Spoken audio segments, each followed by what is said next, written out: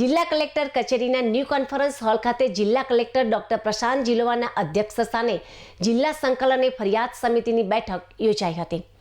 બેઠકમાં જિલ્લાના શહેરી તેમજ ગ્રામ્ય વિસ્તારોના રસ્તા, પાણી, વીજળી, ગટર અને માળખાકીય સુવિધાઓ સહિત વિવિધ લોક પ્રશ્નો અંગે સંબંધિત વિભાગના અધિકારીઓ સાથે વિસ્તૃત ચર્ચા કરવામાં આવી હતી।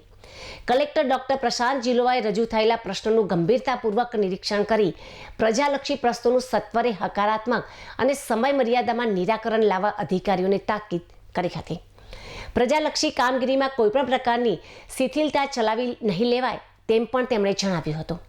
બેઠકમાં રાધનપુરના ધારાસભ્ય લવિંગજી તેમજ ચાણસ્મા ધારાસભ્ય દિનેશજી ઠાકોર અને પાટણના ધારાસભ્ય ડોક્ટર કિરીટ પટેલે પોતાના મત વિસ્તારના વિવિધ લોક પ્રશ્નો રજૂ કર્યા હતા।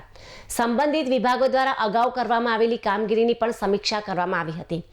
જિલ્લા વિકાસ અધિકારી CL પટેલે પણ અધિકારીઓને જરૂરી સંકલન કરી લોક પ્રશ્નોને ઝડપી અને સકારાત્મક નિકાલ કરવા સૂચના આપી હતી।